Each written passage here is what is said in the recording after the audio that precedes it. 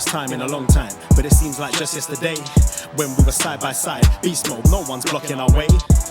These other guys tried it, but them man ain't got the skills of Braden and Davey, brazen and raging, bringing you the thrills and spills. Right here in full gear, about to blow up like TNT. Us man are too sweet, Brady DVP, the BDElite. Right here in full gear, about to blow up like TNT. Us man are too sweet, Brady DVP, the BDElite.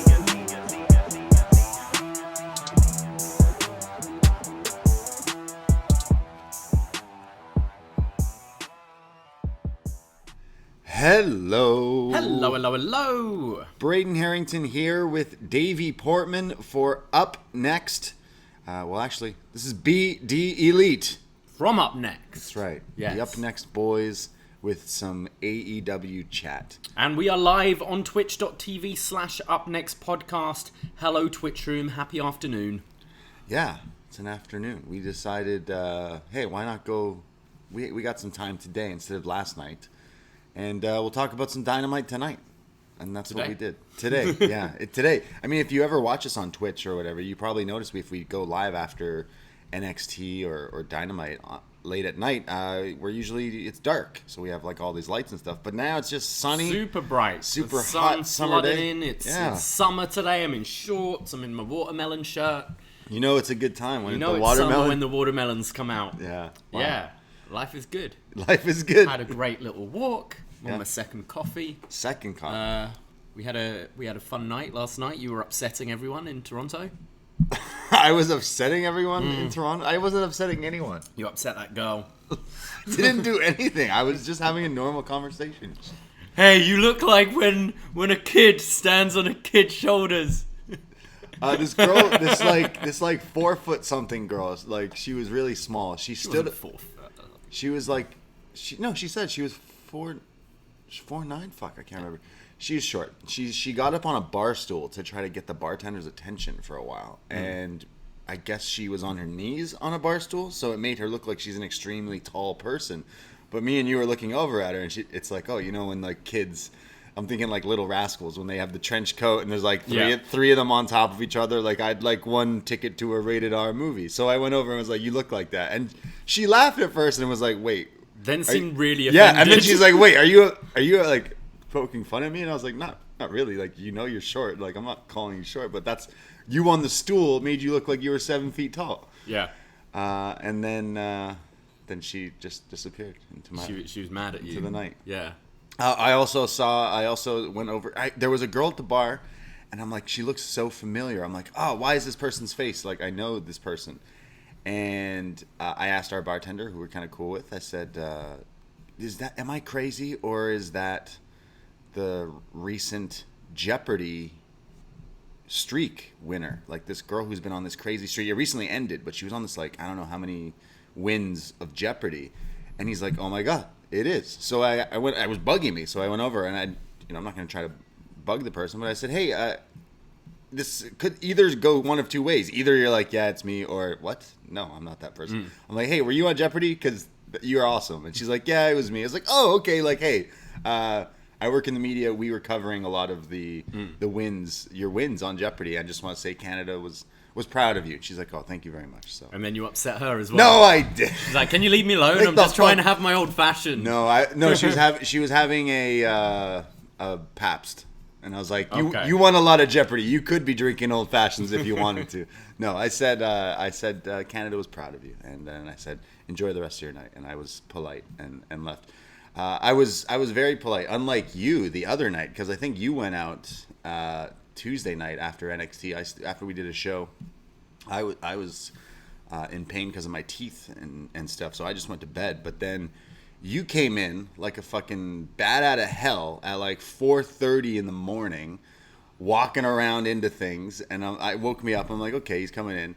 And then you went to bed, so I fell back asleep. And then I wake up at like 6:30 in the morning to the loud sounds of music. Just someone's just blasting music. And I thought it was like upstairs neighbors or like were my windows open? Like, where's this music coming from? And I'm like, it's coming from inside the house. What the fuck?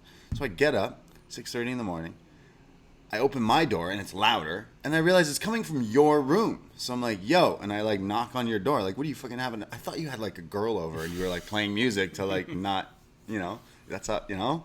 So I was like, yo, can you just fucking turn it down? Because it's like you're not responding. All I can hear is Harry Styles blasting from your room. So I bang on your door. I'm like, yo, it's fucking.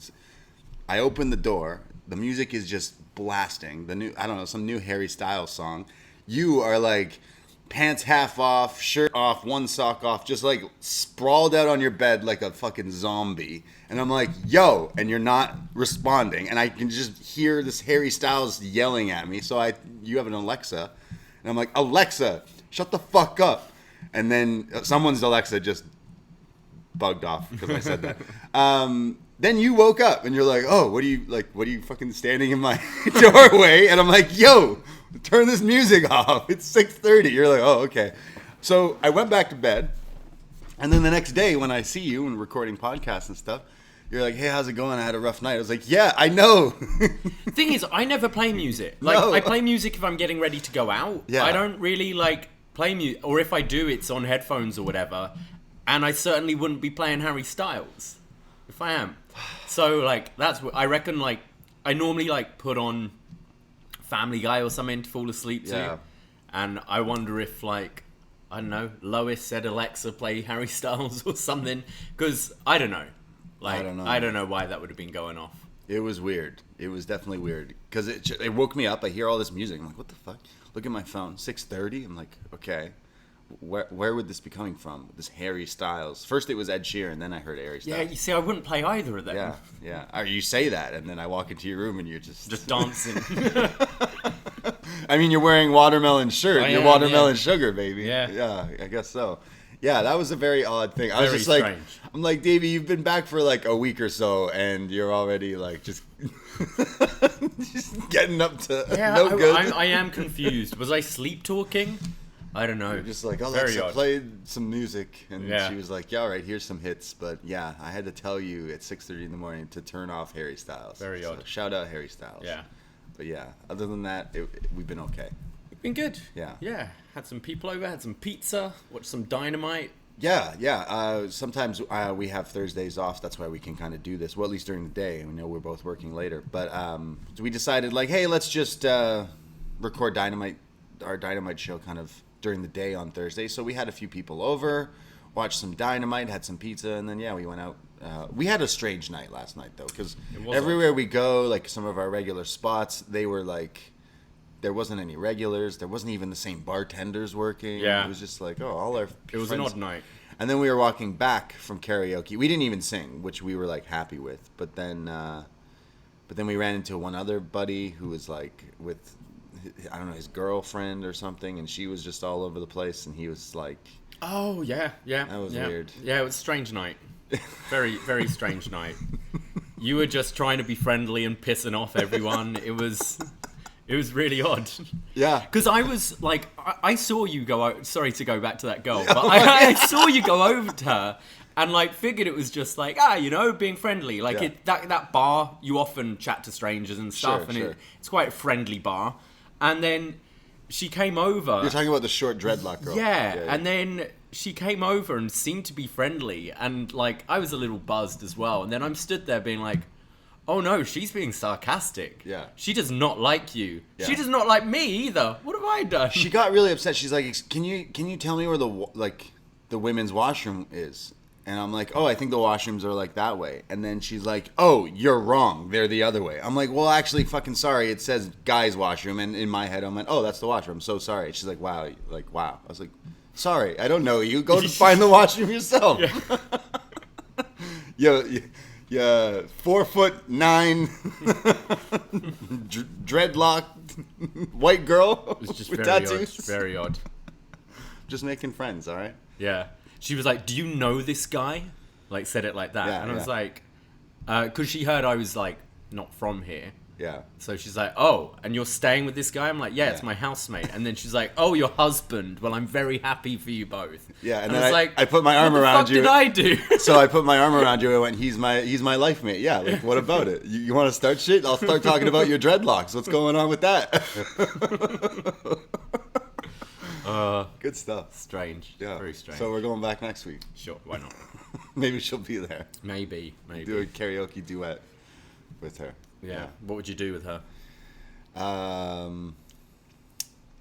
don't know. Probably some Eminem song. She looks like she loves singing Eminem. I don't know. You think? I don't know. She had a weird vibe. She had dreadlocks. She was like 5 feet tall, and she had tattoos. But the tattoos, like her sleeve, was like the planets. Okay.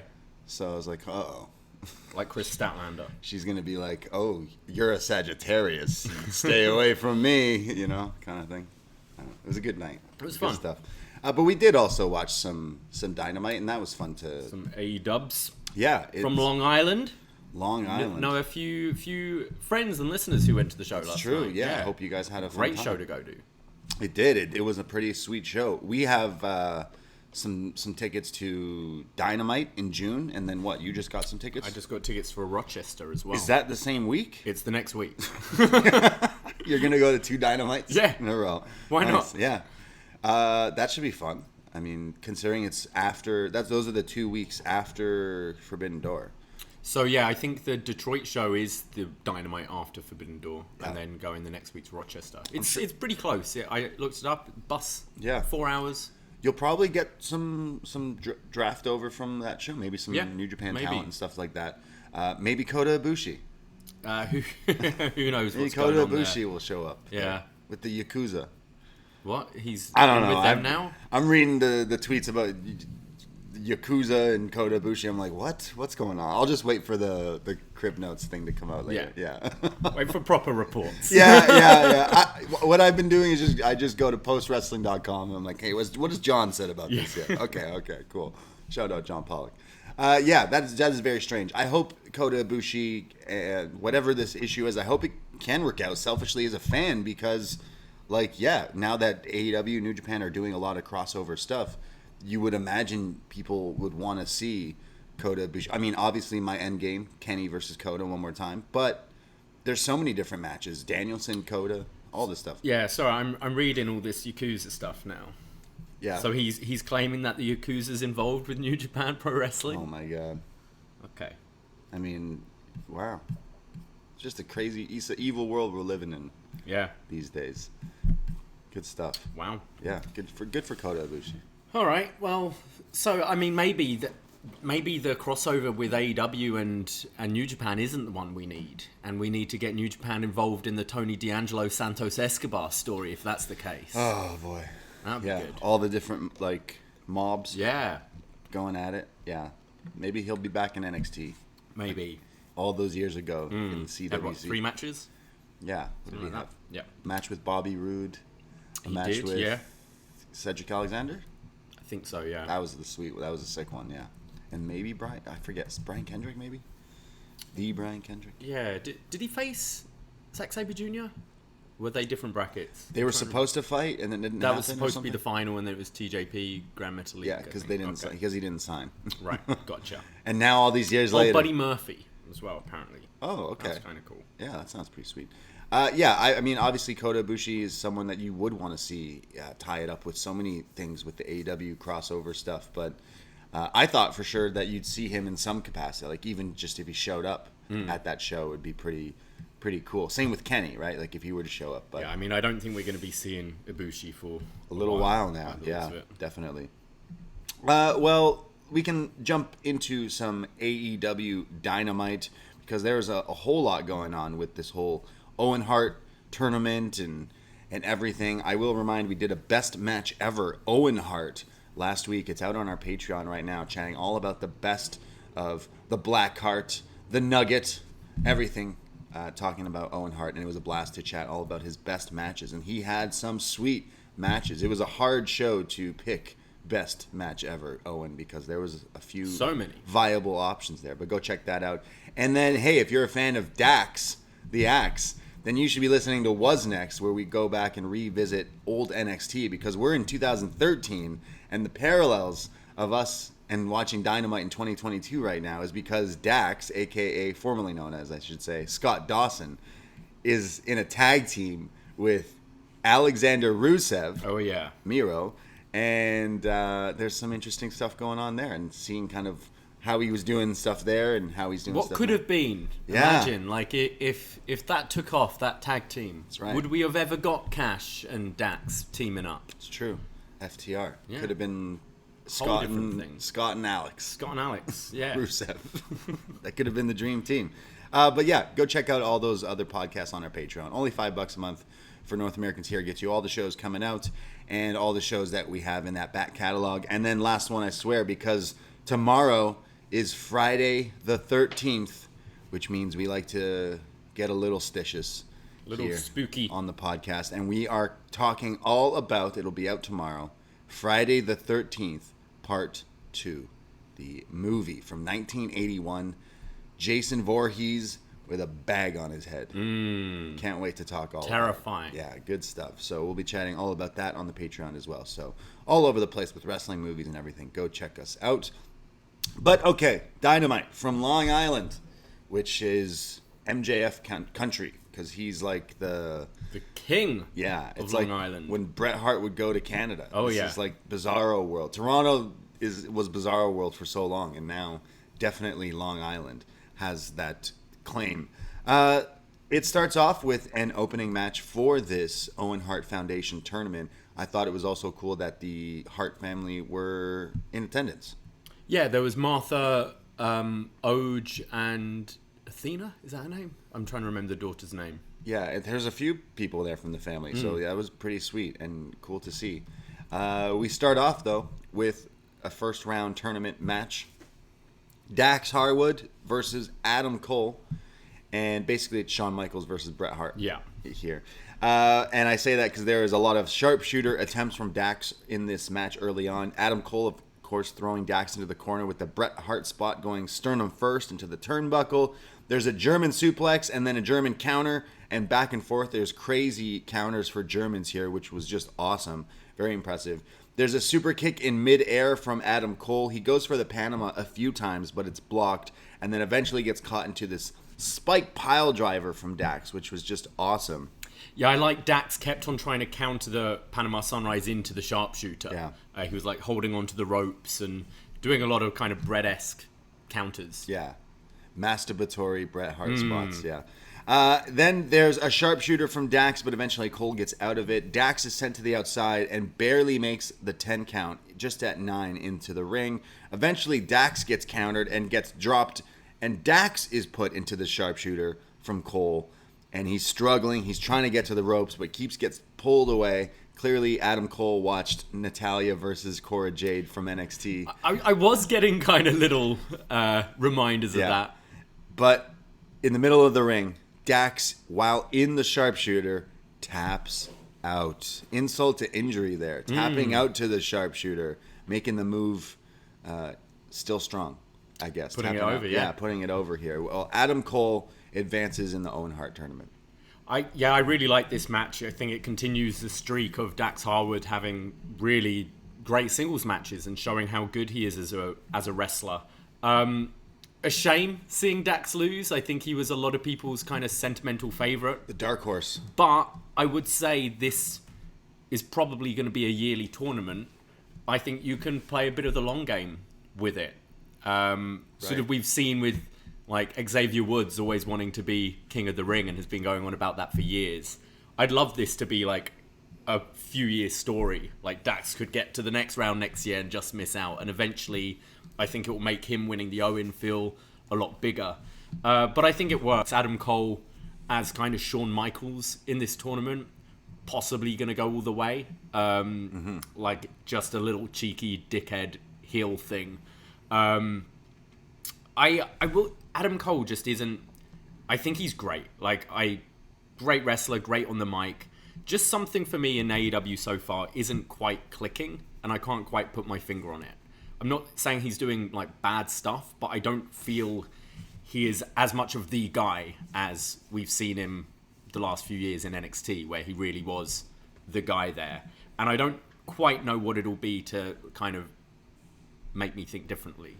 Yeah, but like I feel like a lot of people say that about Cole, and there's a lot of other people like how you say about Malachi Black.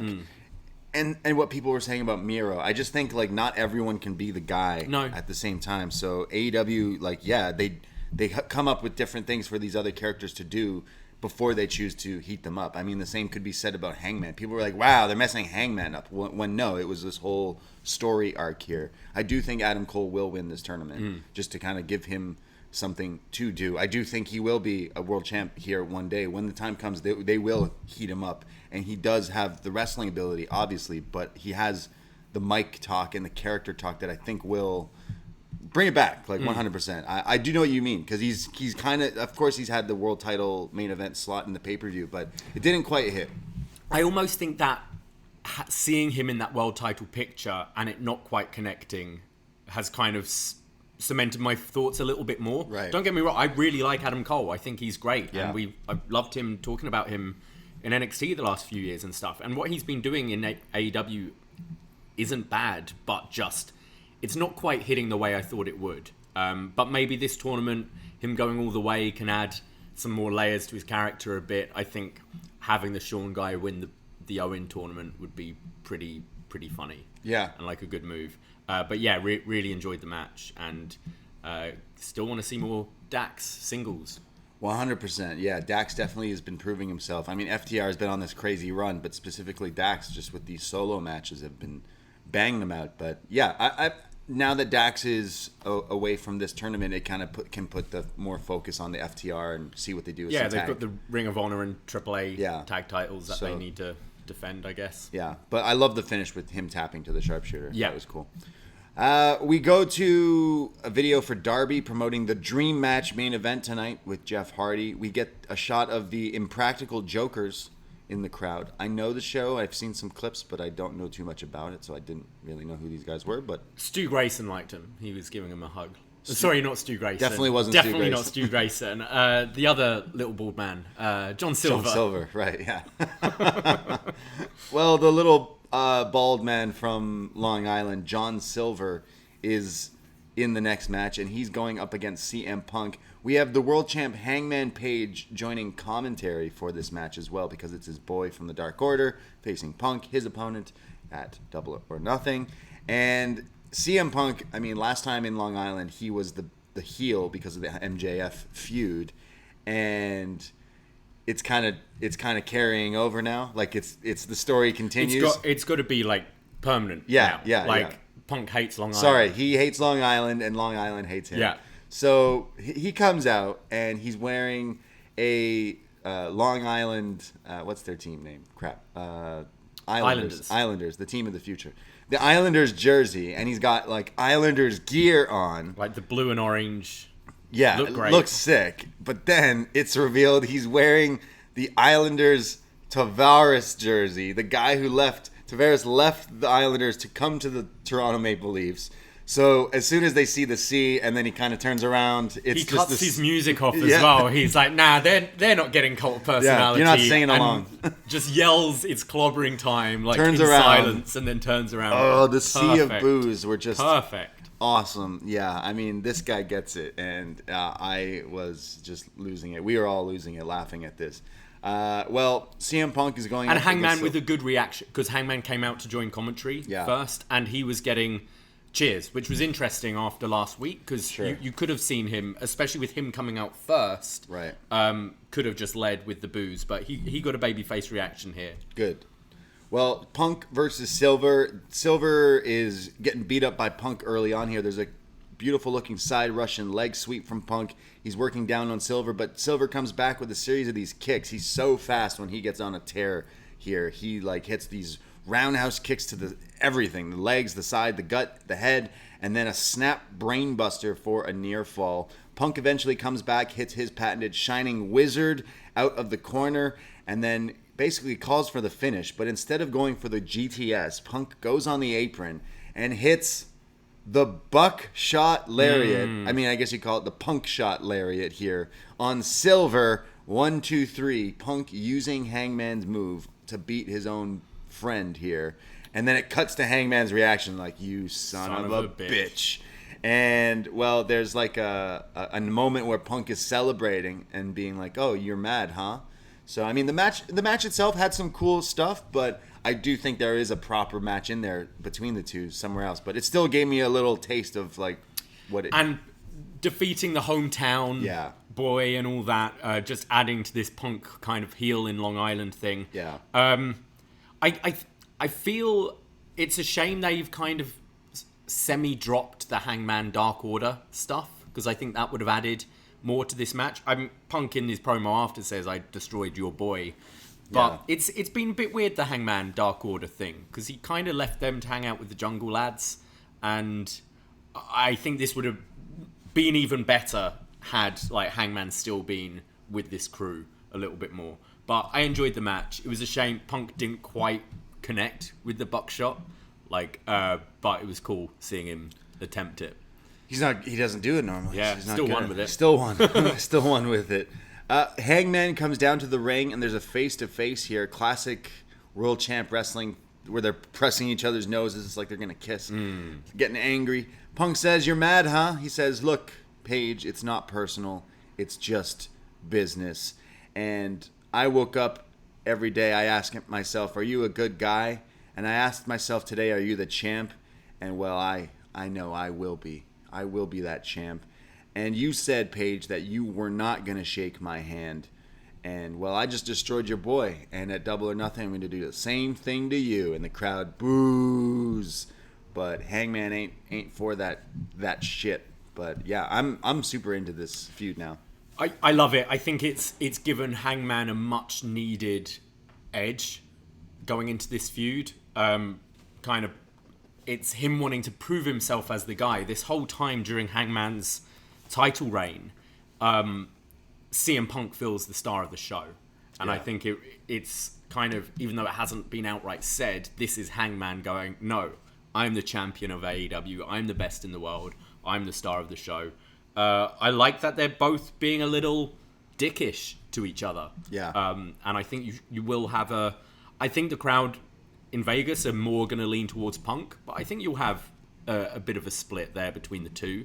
And even though I think Punk's going to win, the way they're building this story actually makes me want to root for Hangman, because I kind of want him to cement himself as the guy there, which just adds great stakes to this feud. I'm really looking forward to this one. Yeah, look, it makes sense if Punk wins. It just adds a new flair. Hangman's had a lot of people are like, Hangman's run and stuff like that, but the matches he's put on have been... He's had the best matches out of any of the AEW champions. I think so, honestly. But I can see people like, he's not presented that proper. Now they're doing it well. He comes out, he's angry at this guy. Like it makes sense. Since last week where he had that little edge, that's what was needed. Like, you're the world champ. You are the man. So you call the shots. You say what you want, and it's kind of coming that way, across that way. And him saying, I'm not going to shake your hand, and then Punk saying, like, don't worry, I'll shake your hand whether you're unconscious or not. So, good bit, and I'm super excited. It makes so much sense for Punk to win, and it opens so much more up. I mean, then Punk can eventually lose it to MJF, which, again, just continues that story down the line. But you're right. It's like, but Hangman beating him would be pretty good.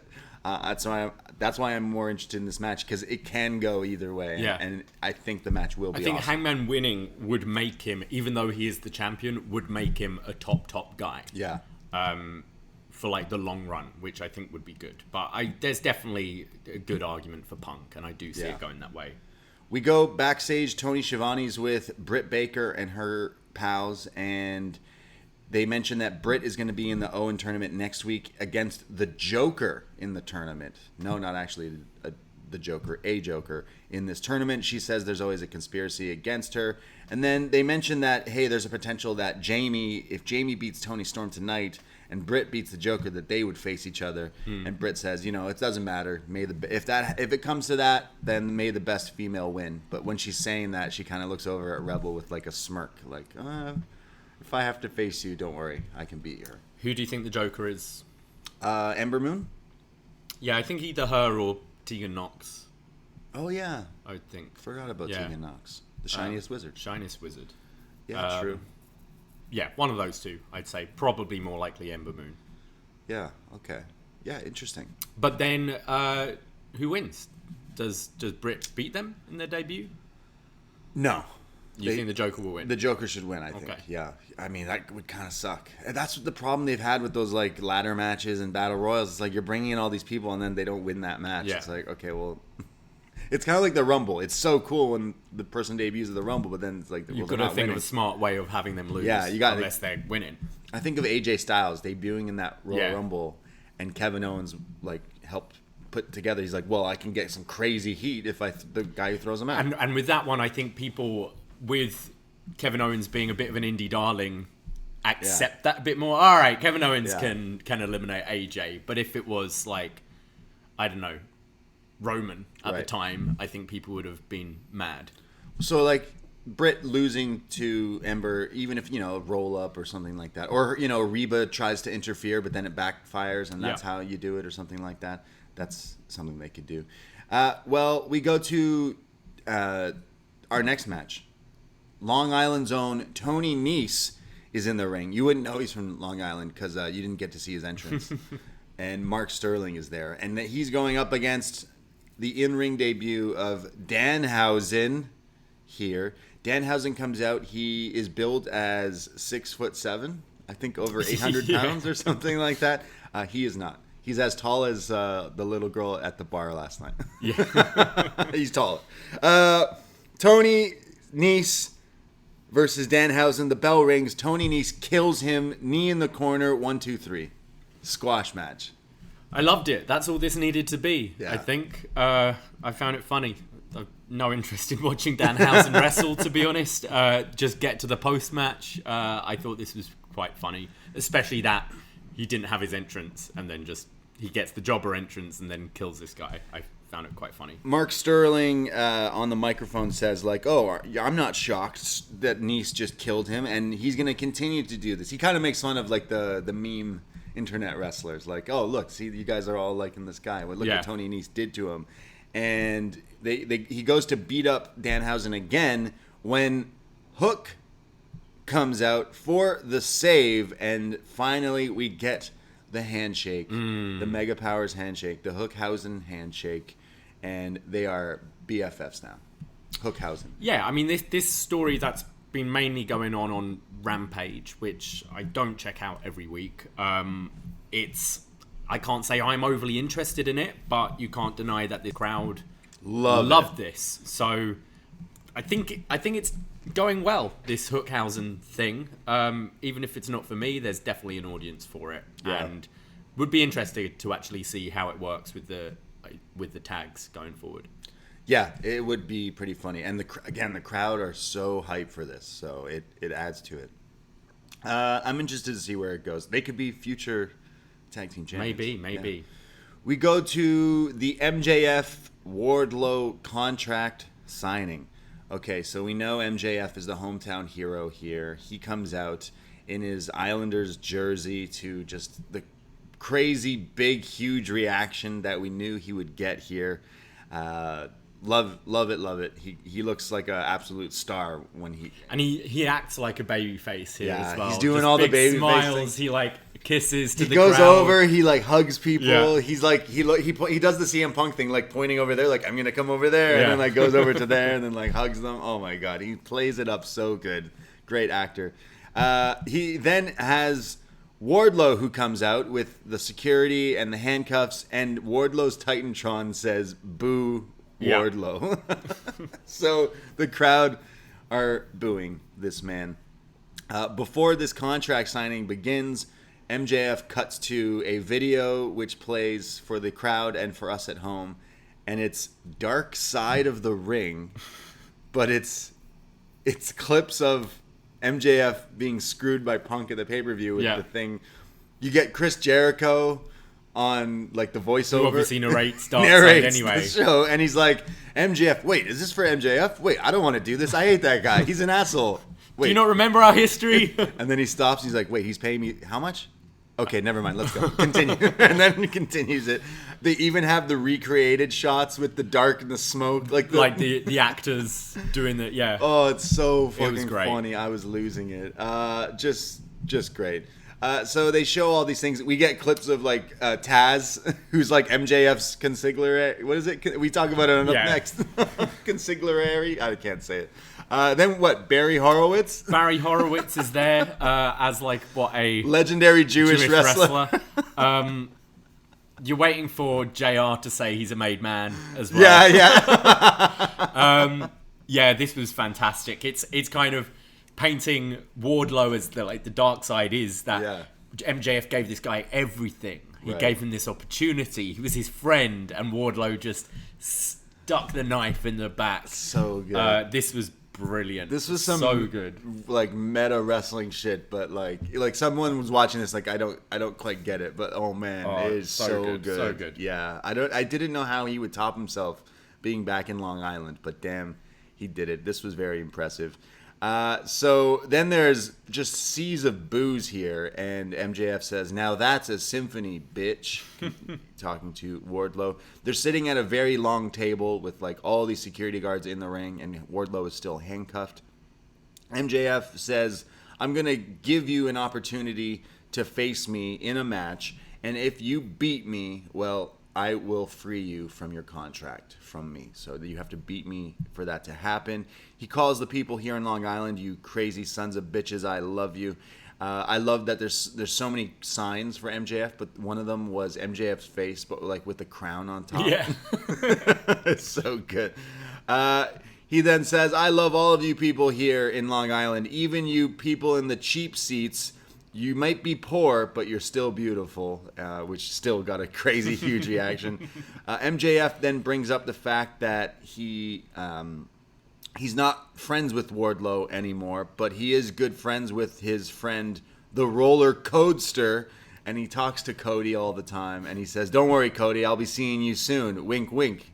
2024, right?" And then gets... That's when some people booed. Because they're like, okay, I see what you're doing here.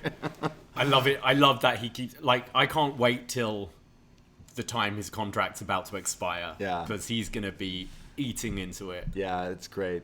He then says that in order for Wardlow to get this match, he's got to go through some of these things. You know, MJF loves this. So he brings up the Cody thing and says, just like Cody, you're going to have to get... not 1 lash, not 2 lash, not 5, not 6. Sean Spears, help me out here. And he goes, 10. And he says, yes, 10 lashes. And Wardlow, you're going to have to face Sean Spears in a cage match as well. And special ref will be me, Maxwell Jordan Friedman. Jacob Friedman, Jordan Friedman. He says that, if I beat you, though, Wardlow, you beat me, I free you from the contract. But if I beat you in the match, you cannot sign with AEW. So they agree to this.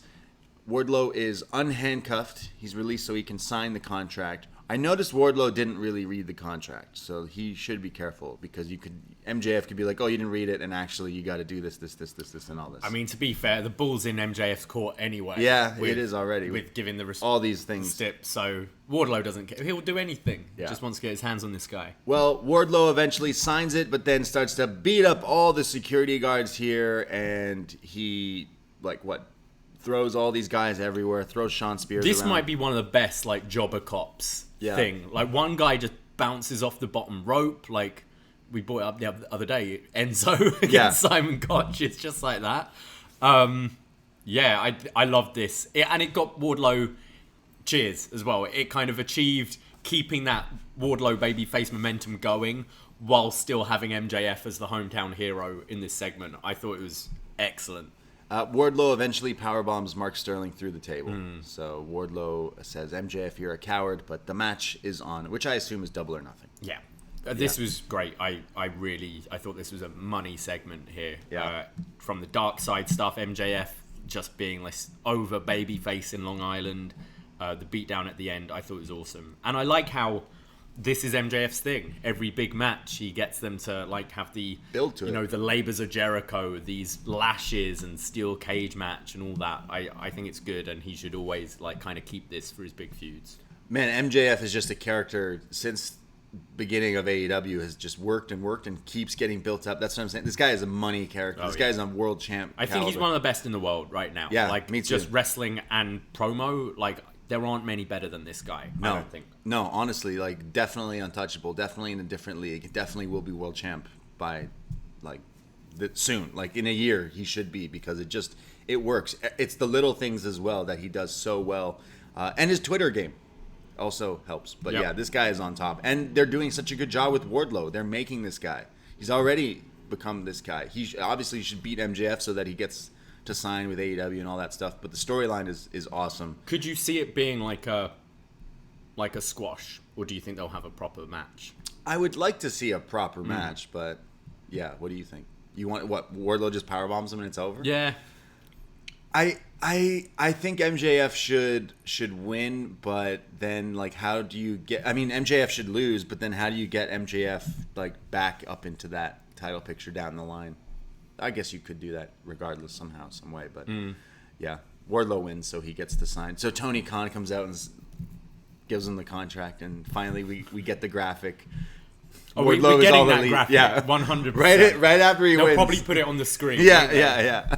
And the crowd will lose it. Yeah, for sure. We get a video for Samoa Joe talking about his match next week in the Owen tournament, and yeah, he still has beef with Lethal and them, so you just know they're going to get involved into that match. They're screwing him over next week. But he's facing the Joker. So who do you think he's facing? I'm still going to say Cesaro. Yeah. Claudio. Yeah, been a lot of talk about him this week about kind of his coffee, his asking price. Oh, that he hasn't worked anywhere because he knows his worth and he's asking for quite a lot of money. I think he'll be the Joker. I think that makes sense. Like Cesaro versus Joe sounds pretty cool. He's got that kind of heart connection with Tyson Kidd. You can have Joe lose because of this Sanjay Dutt, Jay Lethal, Satnam Singh thing to set up a match. I imagine Jay Lethal versus Joe at Double or Nothing for the TV title. Right. Sweet. And Cesaro can go forward and have Claudio Adam Cole final. That sounds nuts. Yeah, 100%. That's what I'd go for. Yeah, and if it's not, I do think it should be Claudio if he is coming in. I can't wait. I mean, WWE definitely misused that guy from the get-go, and I can't wait to see more of him outside of WWE. I want to see this guy just flourish. And I brought up his coffee because he posted a photo with him wearing his new like coffee brand shirt and stuff. So I mean, the dude's doing fine, and I need to try this coffee. It's probably amazing. What's he call it? I don't know, but the thing has all these like dad jokes on it. Oh, nice. So he ties in like the dad joke stuff with the coffee. Claudio's stuff. Cafe. They like how perfect is that? It's amazing. Claudio's Cafe. His shirt's nice. Yeah, it has dad jokes about coffee on it. Though and like the logo, it's like it says Suppresso, but it's like the Cesaro font with the Swiss flag. With the Swiss thing. Nice. Yeah, I'm super hyped to try it. We go because think of it. Wrestlers are always doing their side hustles, right? Yeah. Jericho with the bubbly, Cody with his wine or whatever. Cigars and then now why isn't there a coffee? Yeah. Like fuck, it's a market. Sweet. Shout out Cesaro. I hope it's him too. If not, other choices: Miro versus Joe. I'd be happy to see Miro back. Kenny Omega Joe sounds good. I don't think it's. Kenny. I don't think it'll be Kenny. Kenny might show up at the pay-per-view, maybe. Yeah. Who else could it be? Who's kicking around? Wyndham. I don't think this is really. If you were to bring in Wyndham, I don't think this tournament is really right for it. Penta Joker. Yeah, Penta. Who else is there? Yeah. I hope it's Claudio. I think Cesaro makes. I hope it's sense. Claudio. Yeah, him or Miro. We go to our next match. It's a title match. What title is on the line, you ask? The FTW title. Yeah, that's right. It's a real title that is being defended here. Ricky Starks from Team Taz defending against Jungle Boy. And the stipulation is if Jungle Boy loses, he's got to put up the tag titles against Team Taz in the future. We get a quick back and forth between Jungle Boy and Ricky here. Ricky does a sweet-looking kip-up and then does his classic poses here. Jungle Boy hits a crazy spinning DDT in the ring and then again on the outside as well, which was super impressive. In the ring, he's going for something but gets caught into a spear from Ricky for a near fall. Eventually, Jungle Boy drops him into the snare trap. Ricky is struggling, trying to get out of it. Eventually gets to the ropes. There's a Casadora from Jungle Boy for a crazy near fall here. This is when We have, of course, Ricky Starks has Team Taz on the outside here, and Swerve comes down to the ring to try to scare off these guys from Hobbs from interfering, which causes a distraction from the referee to be like, hey, you're not supposed to be here, which I thought was kind of weird, which allows Ricky to get Jungle Boy up with the Rochambeau and get the 1, 2, 3. Yeah, because Jungle Boy had the snare trap in, I think. Yeah. For the but yeah, I thought the distraction finish was a bit hokey. Wasn't the best executed distraction, but I did enjoy the match. I feel there was a long time where we wasn't seeing Ricky Starks much, and since he's been having a few more singles matches on Dynamite, he does impress me. I like the Rochambeau as a finisher. I think it looks really cool, and I thought these two had a really nice match here. And I assume so. You've got Team Taz now will face them, but I assume you'll get Keith Lee and Swerve involved as well somehow. So maybe a three-way. Yeah, I could put the titles on Team Taz. I think so. I think it would. The thing is with Team Taz, they've always been that team where they're there to lose a feud, you know? Yeah. And over time, you'll start taking them not as seriously. And I do think they've got a bit of momentum at the moment. And I think Jurassic Express, I think their time as tag, there's not much more they can do with the tag titles. I think it would help elevate Starks and Hobbs. Me too. As champions. And you can then go into the Jungle Boy Christian thing. I mean, speaking of, after the match, Christian and Luchasaurus come down, and they're like, Christian shoves Swerve to go walk past him, goes into the ring, and is kind of like, he's not blowing up on them or anything, but there's a great shot where it's just Jungle Boy in the ring, and Christian's behind him, and you think, okay, wait a second, what's happening here? What's he doing? Why is he in this spot? And then he just hugs him. Puts his hand on his shoulder, gives him a hug. AEW is so good at teasing these things. I think of the Hangman Kenny Bucks thing at that end of that match where they tease so many things. It was kind of like that, where you think, hey, is he gonna do it? Because he's been playing this starting to be a little bit of a disappointed dad. Yeah. And I think therefore for this story to progress, they do need to lose these tag titles. Yeah. And I think putting them on Starks and Hobbs, they can then break away and continue their feud with Swerve and Lee for the titles. It just gives a few more different combinations. But yeah, I love this tease here. And I kind of like the fact that Christian doesn't wrestle all the time. So when they eventually get to this Jungle Boy match, I think it's going to feel a bigger deal than if we saw Christian just wrestle on TV every week. Right. I'm looking forward to it. I think that match should be great whenever they pull the trigger. And it could be not until All Out. I feel that they're building this nice and slowly. The teases of Christian turning on him have been great, and this one specifically was just awesome. I love this. Yeah. So good. The match itself, I was like, all right, Ricky Starks, I'm a pretty big fan of. Jungle Boy, huge fan of. But it had some time, it had some cool stuff, but it didn't get to the next gear I thought maybe we could get out of them. We go to our next segment, which is the Jericho Appreciation Society. They had, what is it, a town hall? Jericho's always got these fucking... This was their victory speech, Victory speech? Okay, yes, of course it was. How could I forget?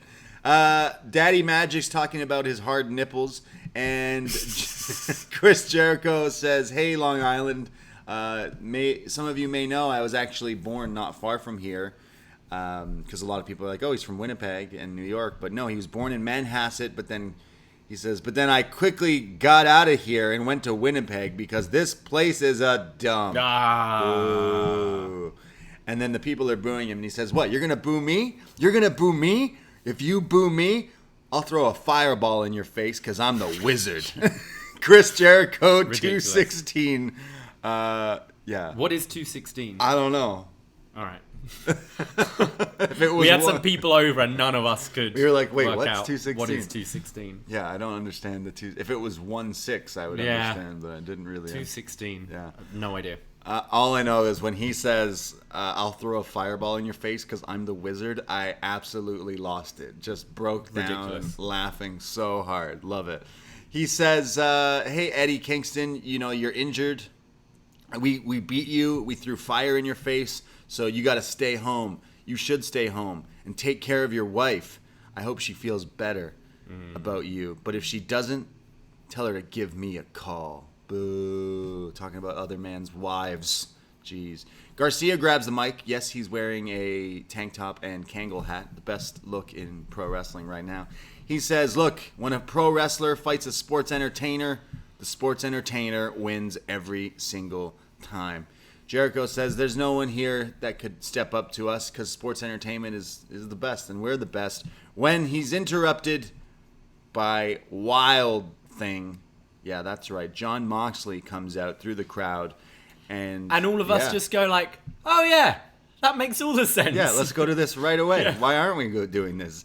And Jericho's like, oh, look, it's Moxley. Okay. Then out comes Danielson and Wheeler Yuta. I guess he hasn't left for the Super Juniors yet. Mm-hmm. But they are standing there with William Regal.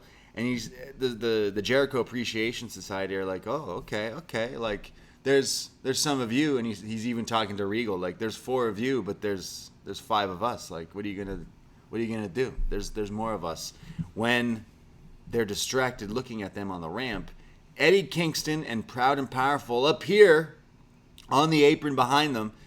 Eddie Kingston, he got a fireball in the face. He's got burns. Yeah, I wonder if he asked Randy Orton for skin care after burn care for his face. Hey, how did you treat that fireball? Randy recovered very quickly from that. Eddie's got this like ring of fire around his eye here. Didn't look bad actually. Better than the WWE stuff, but still pretty hokey. But still, this is when the thing is like, what are you gonna do? Yeah, what are you supposed to do? You do have to kind of sell it. I didn't think it looked too bad. It had like the yellowiness going on from like you need some infection. Pus. Yeah, it needs pus dripping out of it. Eddie Kingston and Proud and Powerful are there, so now there's a bunch of them against them. You fucked up chance, and it's all chaos. All the guys are fighting everybody, and I think a highlight of this brawl is William Regal and Chris Jericho getting into it, with William Regal hitting Power of the Punch on Chris Jericho, reigniting their WrestleMania 17 feud. That's for pissing in my tea. Yeah, this is great. I mean, we haven't seen Regal be physical. We've seen him do kind of some pull-aparts in NXT. Yeah. But we haven't seen him be physical for years. This was great. Yeah, absolutely loved it. I love it because there is that history there between the two. Good stuff. Yeah, this match sounds awesome. I mean, the last 2 years we've had Stadium Stampede. Do you think they'll do that? I mean, we've got a full... Last year it didn't quite work with the live crowd because you're like away from them for so long. Yeah. But maybe more of like a street fight or something. Yeah, I mean, I assume Wheeler Yuta will not be at this pay-per-view because of the Super Juniors tournament. So that leaves the 3 Proud and Powerful Eddie Kingston teaming with Mox and Danielson, which that sounds crazy to go up against all these guys. And in some way, shape, or form, that will be the match at the pay-per-view, and I'm super for it. And then they'll poach Garcia to the you think already? Maybe not already, but like it's got to happen eventually. There's got to be some sort of tease, like Garcia being like, these guys are pretty cool. It was cool to see like Garcia and Yuta like square off during this because they've got their like rivalry from outside of AEW, and I feel that's something that they'll go back to for years, as long as these two are in the company. No, I actually really like this segment. Yeah, this was really good. I think the Jericho stuff, for a while now, and this is pre-JAS, I'm hot and cold on. But I think all the sports entertainment stuff is making me laugh, and I like that it actually got to a more serious level now. And I'm super excited for it. I thought this was a great segment. Yeah, it makes me hyped for that match as well. All the different possibilities of different guys. And, man, I think Wheeler Yuta will have a banging Best of Super Juniors. Yeah. There's so many matchups I can't wait to see and check out there from him. But, cool stuff. Well, we go to a video for Serena Deeb and Thunder Rosa for the pay-per-view. That match is official, and Serena says, well, I'm the best. The Professor. And we go to our first match here in the women's side of the Owen Hart tournament. Jamie Hayter versus Toni Storm. I feel like we've seen this match a long time ago, like whether it be on some indie promotion. Maybe Progress or something? Where have we seen this? I mean, no. These two have had lots of matches outside. They had a lot of stuff in Stardom and things, but we've not seen. This is a first in AEW. Yeah. Well, Jamie Hayter versus Toni Storm, 1-on-1. Toni Storm has some sweet, like, she always had this, like, Motley Crue kind of gimmick, but with her music here and the look, it's like it's kind of come full circle. It looks like a complete package. I thought this match was awesome from the beginning before I even say it, because there was some crazy suplexes back and forth. There's a suplex in the ring and then on the outside onto the floor. There was Toni Storm getting a comeback here with like a butt attack into the corner and then a DDT for a near fall. There's then another DDT where she like runs up the apron onto the outside, which was super impressive. There's German exchanges, like German suplexes from both of them back and forth, which was great. Jamie Hayter gains control again. She's going for one of her signature moves, but Toni counters that and hits her pile driver, that Spike Storm Zero. Shout out Strong Zero. And Toni Storm gets the win. I love this finish. It was kind of out of nowhere. It wasn't, normally you'd see the setup, the pause, and then the lift into the Spike pile driver. They were kind of grappling, and Toni just managed to like grab her out of nowhere and stumble into this pile driver. Yeah. I thought it looked really realistic and a really cool finish. I'm not the biggest Toni Storm fan, but I think this is one of the best matches I've seen of her. Me too. Really like this. I thought both brought a lot of physicality to it, which maybe comes from knowing each other pretty well. Working together, I thought they were laying everything in really thick. A good back and forth. I'd like to see this kind of happen again. Like these two kind of keep on coming back to each other. I think Jamie Hayter's really good as well, and it's a shame she's kind of out this tournament, and we've gone to this match sort of as a qualifier, right, or like first round away, because I'd have liked to have seen some more of her. And yeah, I wonder like how soon it's going to be. We're talking about kind of the Christian Jungle Boy thing, but how long will it be till Hayter and Britt square off? It will happen eventually. Yeah. That'll be the feud. But no, I really enjoyed this match. I thought it was one of the best kind of women's matches we've seen on Dynamite. 100%. I loved it. Yeah, definitely. Toni Storm is someone I we watched her before she was signed to WWE on all these indie feds and stuff, and then she came to WWE. She had some good matches. I'm thinking, was it her and Io? Io at Evolution, finals. I mean, Io is my favorite, so that's probably why I really love that match. But that one is like the last time I can think of the last time Toni Storm put on a match that I went, whoa, that was awesome. Yeah. And here tonight against Jamie, I love this match. I would love for them to run this back. Jamie Hayter is awesome. Yeah, she had the Meiko Satomura match in the tournament as well. Right. Okay. Good. Yeah. True. No, absolutely love this match. Definitely one of the best women's matches I think that has happened on Dynamite. I agree with you.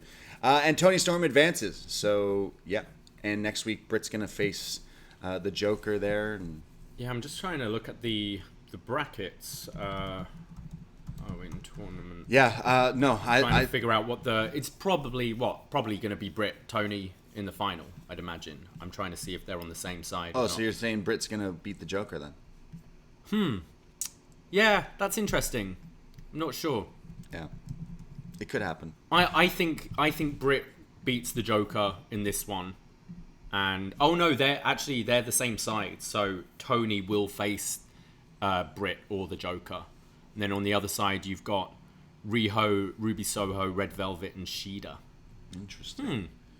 I don't know. Who would you go with that side? Soho? Ruby Soho. Just so I can hear Taz sing. Ruby Soho versus Toni Storm, perhaps? Nice. Or the Joker, maybe? Hell yeah. I'm for it. No, I love this match. Can't wait to see some more from this tournament. We get a video for Scorpio Sky and his upcoming match with Kaz, because they're going to be doing the TNT title match down the line.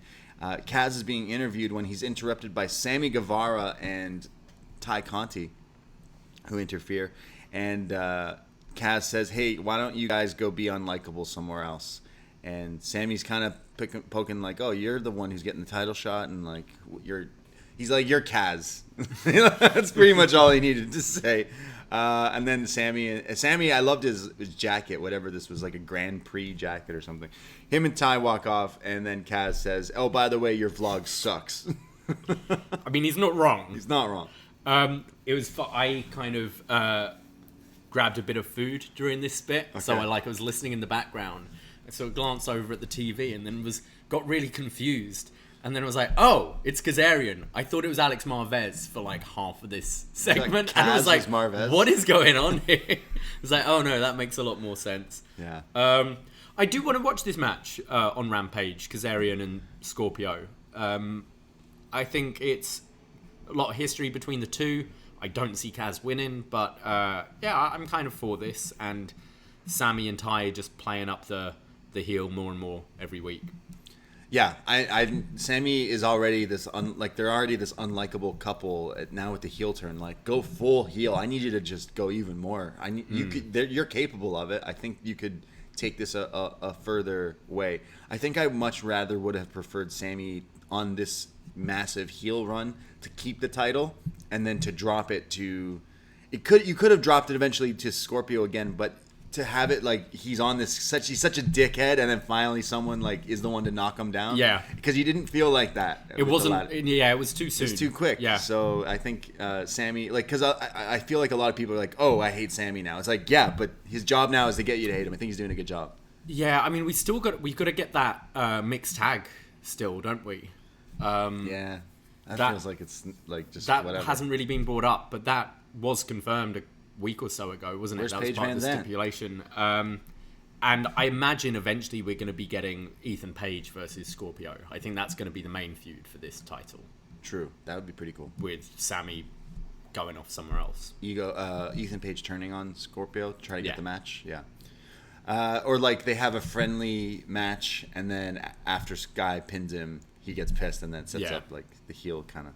Ethan Page is just too good of a heel to be a. Oh, he won't be the baby in that. Babyface partner of the champion kind of thing. Because I think Ethan Page is definitely someone to watch too. That leads us to our main event here for Dynamite. The dream match. The Battle of the Face Paint. Jeff Hardy versus Darby Allin. First time ever. And because they're both so fucking crazy, they requested This Is Anything Goes. And didn't we say that last week? Didn't we say that last week? Yeah. I'm like, should this not be like a street fight, a ladder match, anything? And literally halfway through the show, they're like, so these guys are fucking nuts, and it's anything goes. And I was like, okay, let's go. Is there any other way to do this match? No, absolutely not. The video hyping up this match was awesome. Like the little Road 2 thing they did. Darby Allin's pretty much like, yeah, I'll probably end up in the hospital, but it's okay. Like, what? You're willing to kill yourself in this match. Okay, boy. And that's exactly what they do. Jeff Hardy comes out, huge pop with his music. Still love the dancing. We were doing the dance. I was hyped for this match. Darby Jeff dream match, and it's happening here on TV. We get right away Darby Allin hitting this crazy like suicide dive. Just insane. The cannonball. It's insane, and you're looking at Jeff, and like right away he looks fucked from this from this thing, and it's as if I'm almost thinking in his head he's going, man, I've never felt anything like that before. Like he's done some crazy stuff, but just this suicide dive right off the bat was nuts. Just crazy. And Jeff's just out. Yeah, Jeff is already taken out of the match from this crazy. Because no one does a dive like Darby. Oh, he gets so much speed with it. His is legit a suicide dive because he does like the cannonball. His whole body lands on you. But it looked great. Oh, man, it looks so good. It's weird because Jeff Hardy, 20 years ago, Jeff is the guy doing it right off the top. Yeah. Jeff would always do this crazy shit. But yeah, Darby doing this right away gets this match going. Darby sets up a 6 or 7, 8 chairs, all stands them up again, like almost on like, the floor, like making like a bed of just chairs all stood up there, which will definitely come into play. Jeff finally comes back. He hits a twist of fate in between the ropes on Darby. They go to picture in picture when the match still continues here. I mean, we don't watch on the fight feed. We were watching on the TBS feed. And they're setting up a huge ladder. Dude gets a ladder in the ring, and Jeff starts to climb. Yeah. It's picture in picture, and you're going, Are you doing this now? Go back. No, what? Turn it off. Go, cut back. Go. And then literally, he stops him from climbing. Yeah, he like crotches him on the ropes. Yeah. Oh, when man. we go back to the match. Good way to keep our attention, though. Holy shit. Yeah, it's like normally picture-in-picture, we tune out a bit, like go and grab a drink, maybe grab a slice of pizza or whatever, and then we're just like, sorry, what the fuck's going on? What are they doing here? Yeah, I will say, out of all the picture-in-pictures, I did watch this whole one, because I was like, wait a second, they're still fighting. Like, there's some crazy stuff. You got some of Jeff's patented moves, like the jawbreaker, the drop kick in the corner and stuff like that, but yeah, it looks sweet. So when we come back, now Jeff is climbing this thing, but he gets taken down. Then Darby places Jeff, like, awkwardly on some of these chairs on the outside. Darby Allin, who climbs the ladder that is in the ring, by the way, which makes it even taller, higher. And it's already like a 20-foot ladder or something ridiculous like this that. This was like me in Here Comes the Pain when I was like 15 playing on PS2. You'd put the ladder in the ring and then set a guy up on the outside and you'd jump. Off. Yeah. So Darby jumps off this ladder onto Jeff, who's on these chairs. This spot is insane. I screamed. We had, like we mentioned, we had some friends over. We all shouted and screamed to the top of our lungs, all in unison, just like, what did we just watch? This was incredible, but so scary. Yeah. Like, this for me was worse than the Mick Foley off the cell. Oh. To me. I think this was more dangerous than that. Because the way he lands, he does a swanton onto them? It's Jeff Darby doing it. Jeff takes it on the shoulder, but still goes crashing into these chairs. One of them just doesn't give at all. Yeah, it's like his body is like the spine is... Like his leg could have got broken from this. Like, so much could have gone wrong here. And, like, it's incredible. But one of these days, this isn't going to work. Like, something could go wrong with this. And, like, that's your show over. You know? Yeah. Like, this could have gone very, very wrong. This is nuts, man. I mean, you're comparing it to Mick Foley. Like, honestly, it's not far off because I keep thinking, I've watched this spot a million times. Even today, I watched the GIF of it like fucking 10 times. I'm like, I've never seen something like that. We've seen like big high table bumps and things like that, but the tables break your fall somewhat. These chairs don't. You're landing on metal here. From that high this was terrifying. And like I had a weird feeling in this match. I loved it. I thought this was incredible, but there was a lot where I'm just going, this is kind of scary. Yeah. Because you're now gonna, if this is like the precedent, this is what you're doing on TV, where are you going from here? Like, you can't top this. Sting's in the background just being like, you motherfuckers. What can I jump off? Fucking show you. Get me on a match. There was a bit of fear in me watching this match that one of these guys was going to seriously get hurt, but it was incredible. This spot was insane. Yeah, you're not far off because I can't compare it to other spots. It's like you're jumping off that thing that is so fucking high and tall to the outside onto Jeff. Sure, he catches you, but then you land on these chairs. That just must hurt. I know this is not everyone's cup of tea, but this blew my mind. This was insane. And quite a few people bringing up that also Martha Hart's in the crowd watching this jump off this thing. Maybe might not be the best kind of stunt to do, right, under the circumstances, but incredible.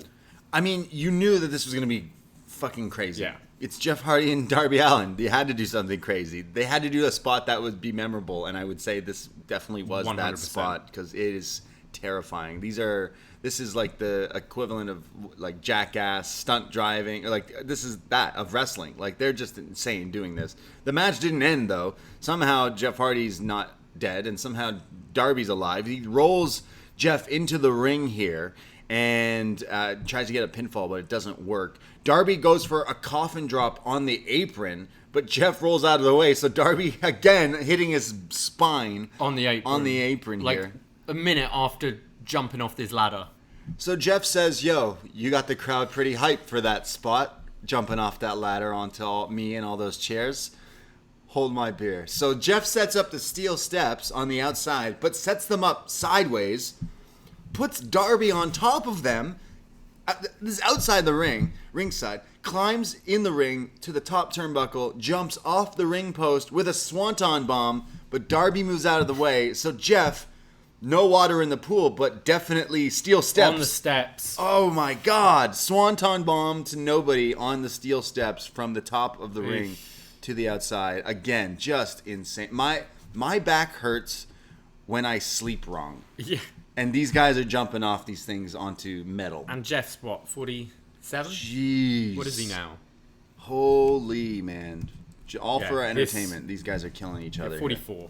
Wow. Fuck. Swanton bomb onto the side of these steps. I mean, they bend. They like these things are sharp as well usually. So I don't know how. Again, could have gone so wrong. So wrong. Somehow Jeff is moving. Darby tries to capitalize. He rolls Jeff into the ring, who's just like destroyed from hitting the swanton onto these steps. Then Darby Allin, which I'm sure he's been waiting years and years and only could dream about, hitting his own coffin drop finishing move on Jeff Hardy, hits it perfectly. But while he goes for the pin, the veteran here, Jeff Hardy, counters the pin into a crucifix pin. 1, 2, 3. And just like Jeff Hardy and Triple H at that No Mercy a long time ago, Jeff Hardy using his veteran ring awareness, being like, yeah, you can do all the crazy stuff, but I'm just going to use a wrestling move. I thought it was a great ending, actually, to after all this crazy shit, Jeff wins with a wrestling move. And I think this is how we've seen Darby lose like this before. Or win like this, too. He's won like this, but I think it was one of his... Cody was matches. It Cody? Yeah, where Cody kind of turned it. So, no, I thought it was a great finish to the match, actually. This was stunning. This was a really great match. Terrifying. Absolutely terrifying. Was it a match? I don't know. I don't want to see it every week. I hope they're okay. Yeah. But really, really good. Look, I could see a lot of people not liking this kind of stuff, and it is like a special attraction. AEW, I mean, just wrestling in general definitely has different types of genres throughout the show. And I mean, again, not everyone's cup of tea, but these guys went out and you knew they were going to do some fucky shit, and that's exactly what they did with the dives off ladders and jumping onto steel steps and chairs and just hitting everything. I mean, I want to see them do this again down the line, but this definitely delivered for me. I wanted to see something crazy come out of this. This didn't disappoint. No, it didn't. And I'm glad, like, as terrifying as those spots are, we've seen the swanton through the table. Yeah. Like, we've seen this spot so many times. They did give us something different and spectacular, which I appreciated, because already since Jeff's been back, it's been like, he's done like 3 or 4 of these big stunts. Crazy. And like this felt different rather than like that tables match the other week where it goes, oh, Jeff's going through a table again. Yeah. They did offer something different here, and it was great. I thought this show was one of my favorite Dynamites ever. I thought top to bottom. I thought the wrestling was great on this show. I thought the kind of segments like your JAS stuff and the MJF Wardlow stuff was excellent. One of the best Dynamites for me. Yeah, no, I loved it. It had everything. It had really good wrestling from all the matches. Like, everything kind of had its purpose and did what it needed to do.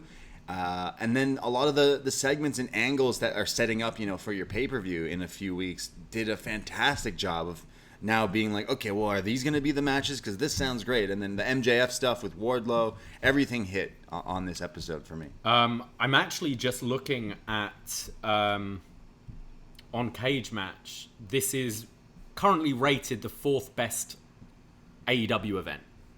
Wow. With the Brody Lee celebration is like rated the highest. All Out from last year is 2nd. And then a Dynamite from Atlanta in 2020, which was main evented by the Cage Match, Cody versus Wardlow, and you had Hangman and Kenny versus the Lucha Brothers on there. Right. But damn, interesting. Yeah, I definitely thought it was one of the best episodes. Me too. Loved this week. Yeah, it had a little bit of everything, and I mean, I'm a big Jeff Hardy fan, and I was so happy to kind of see him come in here with the Hardys last kind of hurrah. But seeing him do this was kind of like, wow, kind of showed, like, again, a lot of people will be like, oh, it's this style of wrestling, this Jeff Hardy thing is past, it's over. But then he still comes out and hits this crazy stuff, still being talked about, still being mentioned as, you know, outside of wrestling, he's kind of now known for this kind of shit. So it's crazy. And Darby getting now to get the torch here from Jeff. And you had Adam Cole with Undisputed Elite come out after to stare down Jeff. Right. You could have like the Bucks cost Jeff against Cole, which would set up Bucks versus the Hardys at Double or Nothing. I think that's possibly the way to go. Yeah. And that way it advances Cole in the tournament as well. Yeah, great idea.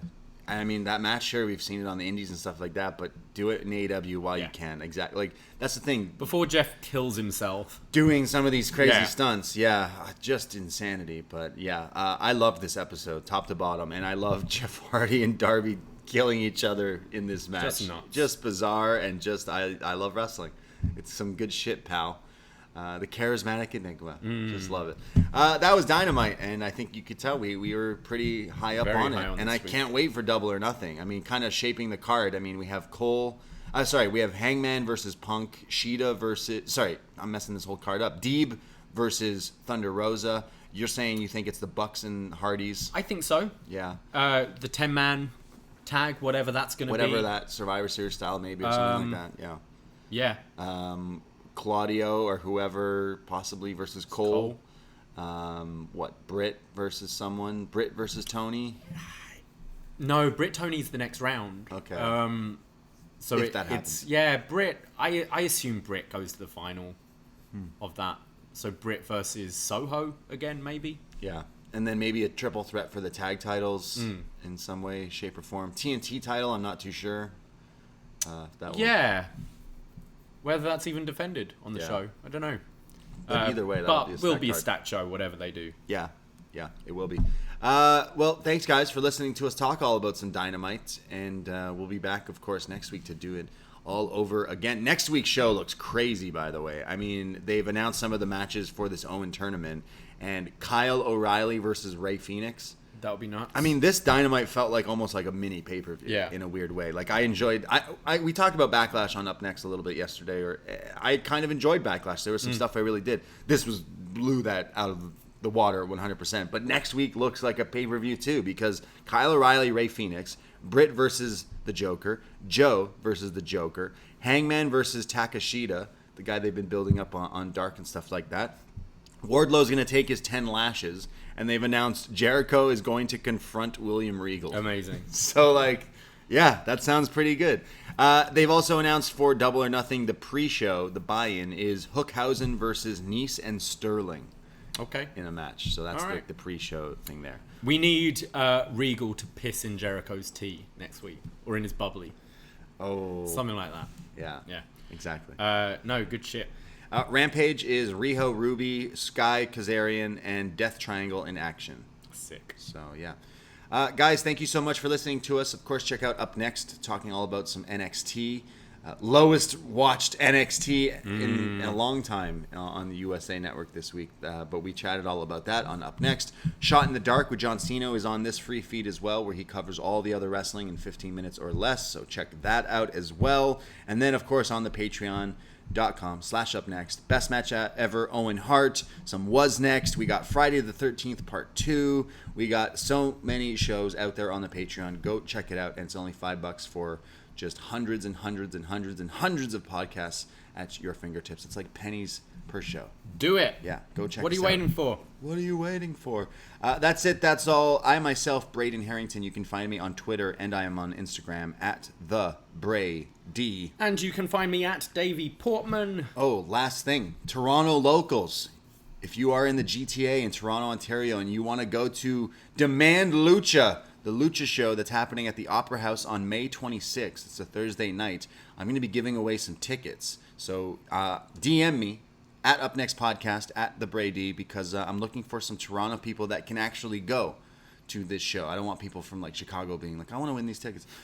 Come, because I will be giving out some tickets to Demand Lucha, which I can't wait to go to as well. So yeah, any Toronto locals, let me know if you want to go to some Lucha Wrestling on May 26th. Can't wait.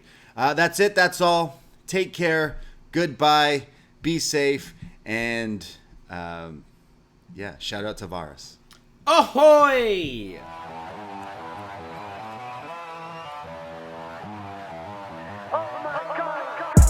First time in a long time, but it seems like just yesterday when we were side by side. Beast mode, no one's blocking our way. These other guys tried it, but them man ain't got the skills of Braden and Davey, brazen and raging, bringing you the thrills and spills. Right here in full gear, about to blow up like TNT. Us man are too sweet, Brady DVP, the BDElite. Right here in full gear, about to blow up like TNT.